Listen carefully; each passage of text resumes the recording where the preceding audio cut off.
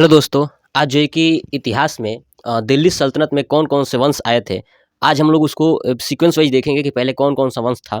देखिए, दिल्ली सल्तनत में टोटल जो है कि 5 वंश आए थे। आपको याद रखना है कि दिल्ली सल्तनत में कुल जो है कि 5 वंश आए थे। पहला था गुलाम वंश, दूसरा खिलजी वंश, तीसरा तुगलक वंश, चौथा सैयद वंश, पांचवा लोदी वंश।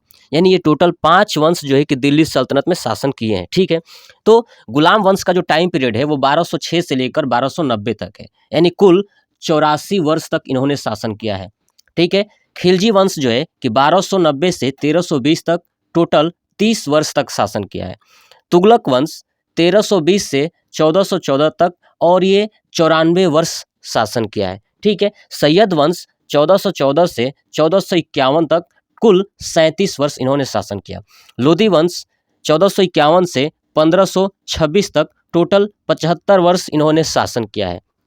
तो ये हमारे दिल्ली सल्तनत में जितने भी वंश थे, यानी 5 वंश जो कि दिल्ली पर कितने कितने समय तक शासन किया है, तो ये था। यानी आपको सीक्वेंस में याद रखना है कि गुलाम वंश, खिलजी वंश, तुगलक वंश, सैयद वंश, लोदी वंश, यानी 5 जो वंश है आपको याद रखना है, क्योंकि गुलाम, खिलजी, तुगलक, सैयद, लोदी, गुलाम, खिलजी, तुगलक, सैयद, लोदी, ये 5 वंश अगर आप याद रखते हैं, 5 वंश से आपका क्वेश्चन कंप्लीट हो जाएगा। लेकिन अब आपसे पूछा जाता है कि इनमें से कौन सा वंश कहाँ का निवासी था। तो ध्यान रखिएगा कि जो ऊपर के 4 वंश है, यानी गुलाम वंश, खिलजी वंश, तुगलक वंश, सैयद वंश, ये जो चारों थे, ध्यान से सुनिए, ये जो चारों थे ये थे तुर्क।